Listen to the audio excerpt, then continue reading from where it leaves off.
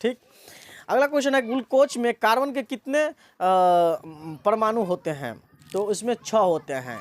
Glucose का अगर पूछ देगा ग्लूकोज का सूत्र क्या है तो C6H12O6 होता है, जिसमें कार्बन 6 होता है, 6H12 मतलब कार्बन हाइड्रोजन जो होता है वो 12 होता है और ऑक्सीजन जो होता है सो 6 होता है, C6H12O6 होता है। हाँ, इसी तरह से होता है। इसके बाद अगला है कि पत्तियों में शोषण किसके द्वारा होता है? तो पत्तियों में जो है पेड़ पौधे का जो पत्ती होता है उसमें शोषण रंध्रों के द्वारा होता है। किसके द्वारा? रंध्रों के द्वारा होता है। उसमें छोटा छोटा छिद्र होता है, उसी छिद्र के माध्यम से जो है सो पेड़ पौधा अपना शोषण पूर्ण करते हैं। इसके बाद अगला है कि तिलचट्टा किसके द्वारा शोषण करता है?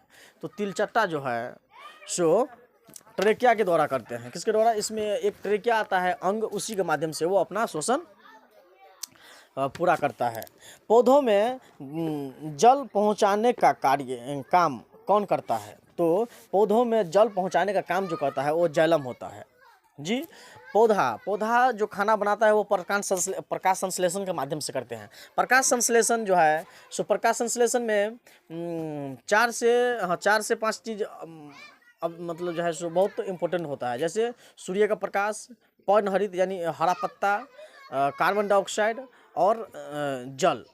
तो जल जो प्राप्त करता है पौधा वो मिट्टी से जो है सो अपने जड़ के माध्यम से मतलब खींचता है और वो फिर अपने पत्ते तक ले जाते हैं। तो ये पौधे में जल पहुंचाने का काम कौन करता है? तो जाइलम करता है। यहीं पे दूसरा क्वेश्चन आ जाए कि पौधे में भोजन पहुंचाने का काम कौन करता है?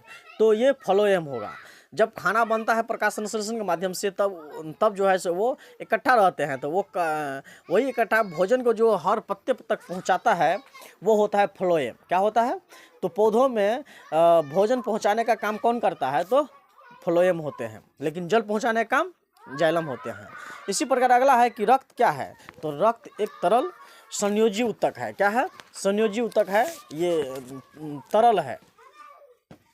मानव का हृदय कितना कोष्ठीय होता है? तो मानव का हृदय 4 कोष्ठीय में बटे होते हैं जी। कितने में? 4 में। इसके बाद है एक सामान्य मनुष्य का रक्तचाप कितना होता है? एक नॉर्मल इंसान का बीपी कितने होते हैं? रक्तचाप कितना होता है? तो 120/80 होता है। मतलब 120 के रफ्तार से चलता है और 80 के माध्यम से वो आता है, तो वही एक तरह से रक्तचाप कहा जाता है, उसी को बीपी कहते हैं। ठीक।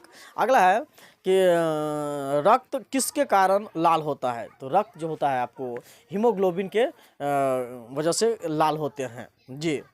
रक्त में अगला है कि रक्त में जो थक्का बनाने का काम करता है वो फाइब्रिनोजन होता है। इसी तरह से आगा है शुद्ध रक्त का वहन कौन करता है? तो शुद्ध रक्त का वहन जो होता है धमनी करता है।